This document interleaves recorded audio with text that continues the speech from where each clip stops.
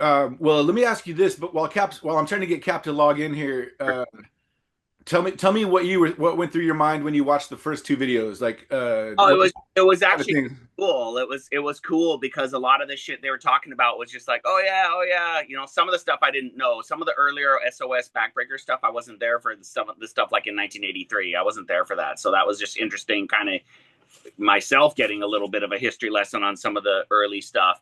And then other parts of it was cool, like where they were like they're like, oh, we had the one battle, that one place. What was that called? What was that called? I was like, oh, I wish I was on the call. It's the wreck. And then like Sir Love kept like, man, I can't remember the name of that. Do you remember? Cap's like, man, I don't remember. It's like, where was that? Oh, I can't remember. And it was like the wreck. It was the rec center.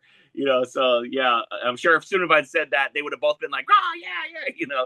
So yeah, I kind of felt like I was on the call with you guys, but I was muted and like, so Yep.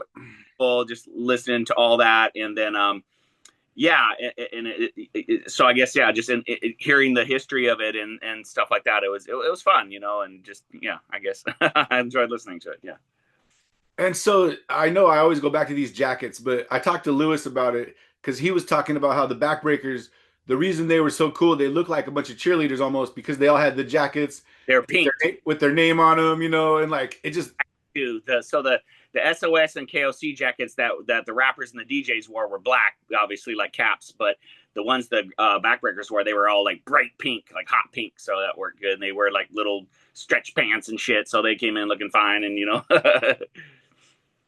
Well, And like, I'm going to tell you right now, Cap was the one that probably pulled 90% of them in because the dude was like 6'3", green eyes, handsome as hell, had riz and game and showmanship and all that. So the freaking the girls, they just loved Cap. They went crazy for him. So he was probably 90% of our following just from the girls. They all love that guy, and he was a dog too, but it's whatever. Like they signed up for it. They wanted to get a piece of the action, but yeah, so it was pretty cool. And then it was funny listening to both of those guys trying to remember where Daddy D came from. And and then I had to remember myself, like, where the fuck did I come from?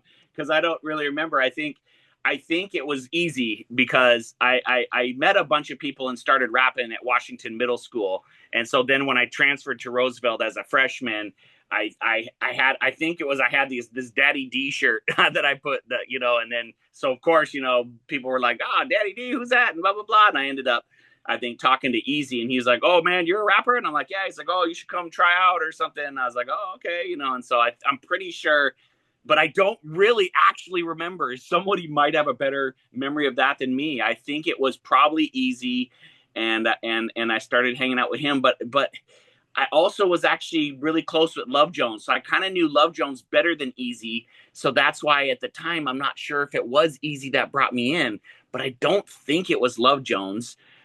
But I think Easy maybe brought me in. And then I met Love Jones, which was Easy's bigger brother, right?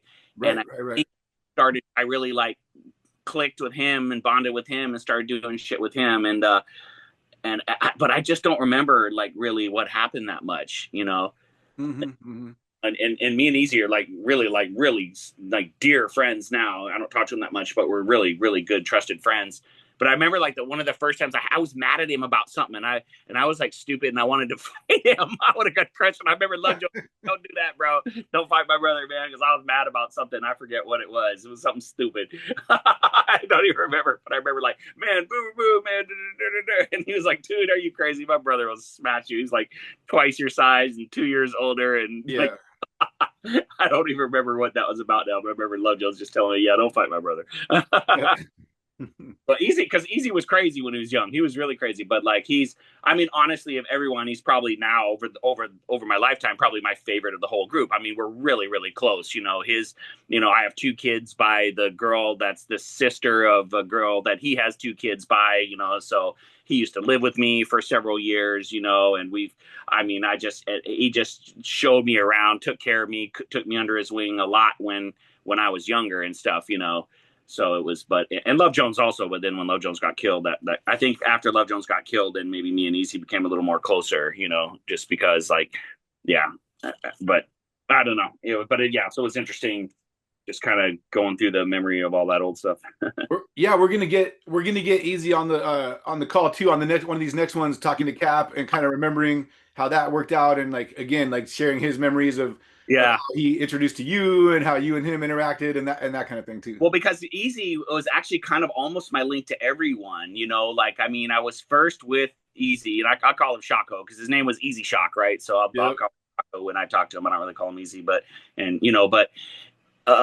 so like I think I met him through Roosevelt, and he brought me into the crew, and I freaking rapped, and then I was part of KOC, and we did a bunch of stuff, and then when KOC kind of broke up, and I don't remember why. Maybe it was because Cap left back to New York because he was kind of bouncing back and forth, and stuff, and then me and Easy just kind of kept going, and then I ended up getting in with Frostmaster Chill, and then we brought Easy in a bit for that. And but it's just, I told you, man, it's kind of a blur now because I can't Yep. remember. And some shit that I thought I remembered, I actually remembered wrong. Like I thought Colonel G was involved with us more in some of that early stuff, and it's crazy that we hardly have any Colonel G cuts because I remember like being with G more than I was with Mike. So it's weird that I got all these cuts with Mike and all this mellow Mike stuff when I was actually closer with Greg, and we did a lot more stuff and we spent more time together. It felt like until later, later after all the rap shit, G went to prison, and then I became closer with Mike, and spent a lot more time with Mike, like in my 20s and stuff. But when I was young, yeah, first, and then like I said, and Easy's probably the one I've kept in the most touch with throughout my whole life. Like I see him routinely. I haven't seen him recently because I think he's down in Texas now, right, with his son. But like I know his whole family. He knows my whole family. We've been on family camping trips together for 20 years. Like you know what I mean? We've been to the mountains together. We've been to the ocean together. We traveled to crazy places and did all kinds of wacky concerts. We've been up to like Canada and all kinds of different shit. We used to go, we were snowboarding buddies and all that stuff. Like Easy got me into snowboarding. Actually, first he got me into skiing, and then he got me into snowboarding, like, so it's kind of funny to think like a dude from the hood got me into that. A black guy from the hood got a white guy from the city into snowboarding, right? So Yep. Yep. kind of funny that but he was into all that. Those guys got me into fishing. Like him and Love Jones used to go fishing all the time, so they'd take me fishing with them. We'd go on fishing trips and drink fucking Old English and orange juice and get fucked off and I remember Love Jones was like the master fisherman. He would catch all the fucking fish, and me and Easy wouldn't catch shit. So, but anyways, yeah, I'd love to touch base with him anytime. I think he's a trucker now, and I think he's living in Texas, and he's a trucker. And I think he moved down there because his son, I think one of his sons is living down there. A guy named Little Michael, who's a really sweet guy, like one of my favorite people, like just a super sweet, just one of those guys that ever since he was like 3, he's just a sweetheart, just a good kid, a good teenager, a good adult, nice guy, honest guy, like really, so yeah, he's got a really, really cool son. And I think I don't know what he's doing down. His son's doing in Texas, but I think that's why Mike went down there. And maybe they're both trucking for all I know. I'm not sure. Well, I just had one question. A real quick one was about like the recording sessions where you'd be actually recording songs with Colonel G, and Uh-huh. you said that would often be at Kevin Gardner's house. Is that correct? Yeah, so that's what I remember. I remember like we often went to Kevin Gardner's house, right up on Graham Street, Graham Hill, right? A lot of people did. I remember at some point, yeah, we went into some fancy studio in fucking Fremont, but they were like $75 an hour, which back in the 1980s was a lot, for us, young kids and shit. So, but yeah, we did a lot of stuff at Kevin Gardner's, and then a few of the big major tracks, like the Streetwise, we did at that studio in Fremont. And then other than that, there was random other stuff. Mellow Mike had a friend. I think he was Filipino. I think he might have been an ambulance driver or some shit. And I remember he was kind of like a producer for us a while. He's a little bit older guy, and I think he had kind of like a little studio in his apartment in the South End, and we would record stuff there sometime. But that's my memory of it, I guess. That yeah. Here's another good one I just heard from Lewis. I was just talking to Skego, Yeah, yeah. and I finally learned the origin of his nickname. Man, that's a good Okay. story. And I can't even remember. I mean, it probably had something to do with some girls or something, right? No, no, Oh, check it out. Cap used to always flip words around and like put letters where they shouldn't be in. You know what I'm saying? That was Cap's style, just to kind of speak weird, like almost like pig Latin. You know what I mean? yeah, yeah, yeah. And he was telling Lewis one time. Apparently, according to Lewis, Cap was like, "Man, Lewis, with your bald head, man, you look like one of those skegulls." And he was like trying to say seagull, the birds out here, but he said skegulls, and then Oh. from seagull to Skegel, and then it became Skego with the O instead of ULL, Oh yeah, and then that became his nickname with Skego, man. so funny. That yeah, that totally checks out because Cap was like slaughtering the English language. Yo, like you could barely understand what he was saying like on the mic half the time. But yeah, that was that New York style, so we all loved it. Yep, yep. Very cool, man. Um, well, let me ask you this too. Like, we don't talk a lot about Master T. Yeah. What could you share just a couple little memories about Master T, like what you remember about him? I mean, his name was Troy. He's a little dude. They called him Lil Pimpy because he used to have like the long hair with the hairnet, like the pimp style, and he dressed in like kind of like tight slacks with spats, And so he's a little dude, little tiny guy, man. And they call him Lil Pimpy, but his name was Troy, rapper Master T. And I remember, yeah, I remember one of the songs we used to have. It was actually Sir Love would sing it, and he would be like, and he was saying master master master T and Daddy T master master master T and Daddy T and then I just I don't know that's popped in my head. I remember that was one of our little Perfect. That's dope. but yeah, other than that I don't know that much. I think he was from the South End actually. He was with us in all our rap battles and stuff, and he was just a homie in the hood, man. And I kind of lost track with him. I don't know, I don't know what happened to him, honestly. Like Sir Love, I stayed in touch with him, but because I think Troy, Master T was like South End, so we weren't around as much. Right, where Sir Love lived like right on like 21st and Union. He had a sister, that everybody knew. He went to like I think he went to Roosevelt with us, and he was just always out there. I'd always run into him too. Like I'd be at the freaking. I remember I went to the Seahawks game and he was like selling peanuts and beer or some shit, and I was like, Sir Love, what's up, man? He's like, just random. He's just one of those guys that you meet in crazy random places, and he's just such a delight to be around. And he's one of the sweetest guys on the planet. Not a mean bone in his body.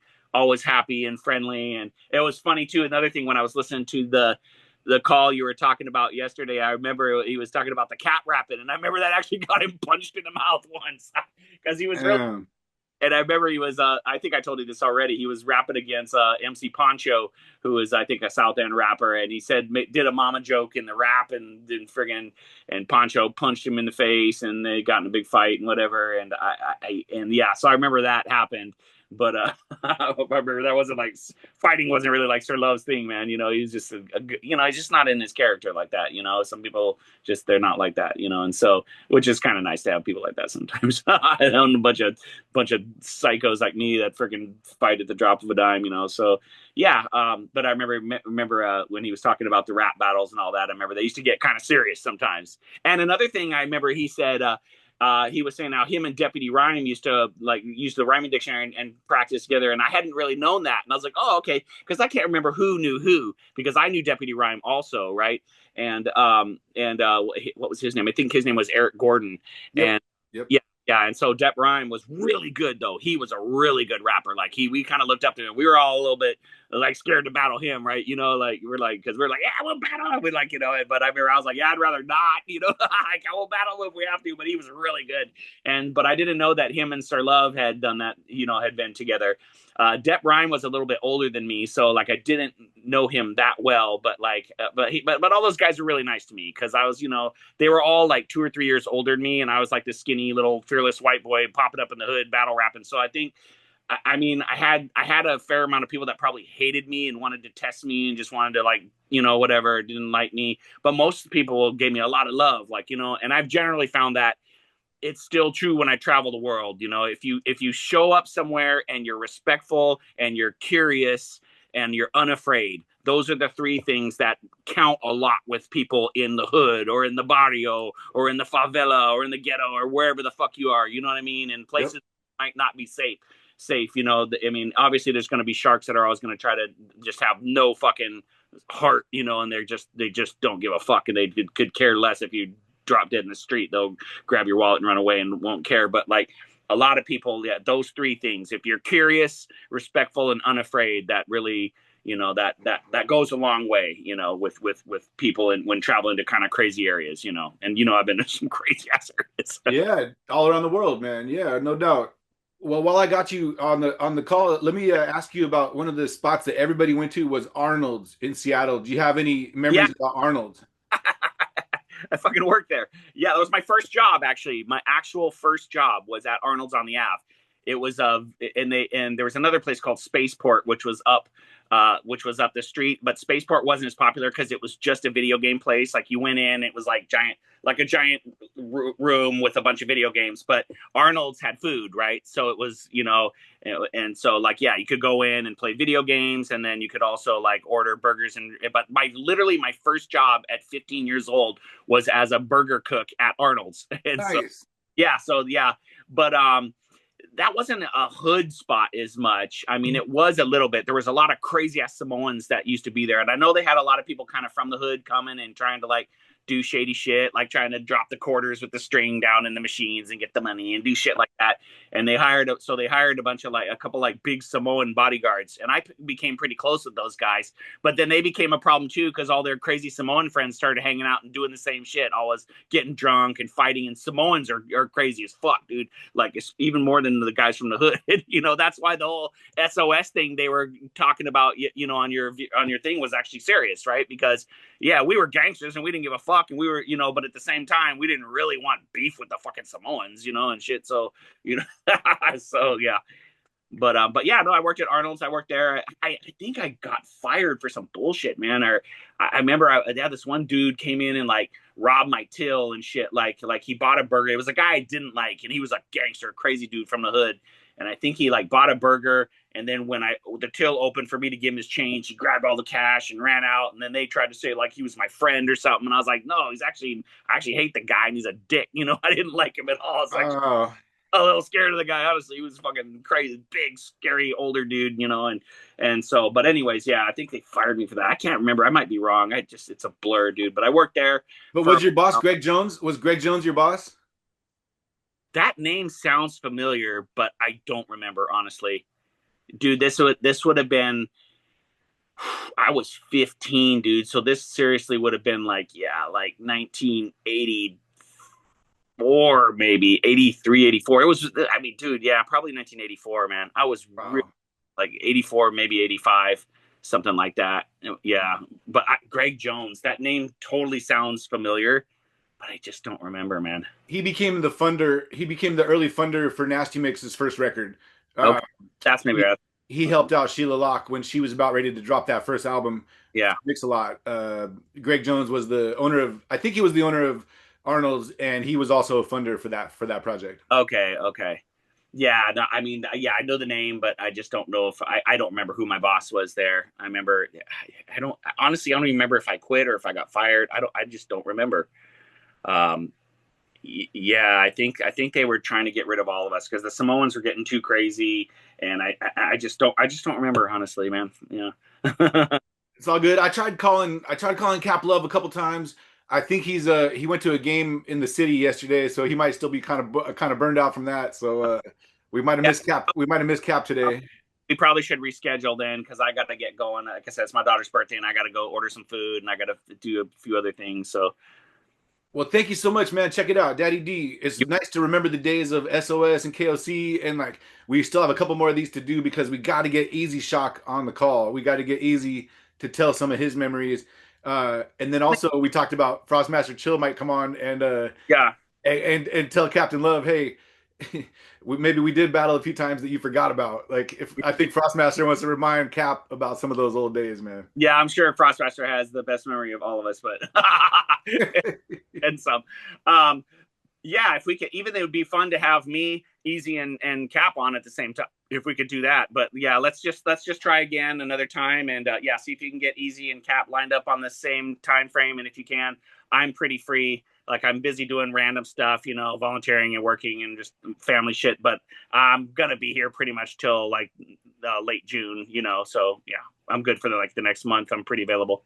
Yeah, let's try to round out the whole story and then get like the whole SOS KOC was when I was writing my book, that was the hardest group to research because there was no record of like a lot of public record wasn't there. So this is Yeah, and we were literally like the main fucking guys in the hood, dude. Like straight up, like Yep. I don't know what other motherfuckers be saying, but I know. You know what I mean? That's why sometimes we get these like panels and it's a bunch of dudes talking about early hip hop in Seattle. And I'm like, who the fuck are all these guys? You know, and they're like some white rapper guy. I'm like, who the fuck was that? That's why it's nice to hear someone like Sir Love say, like, yeah, Daddy D was the fucking only white rapper. He was the first white rapper. And like, I mean, I can't say I was the first because I wasn't before the Beastie Boys. But other than the Beastie Boys, I can't think of any white rapper that was like out there doing shit like when I was in like 84, 83, 84. Like, you know, so anyways, it's whatever.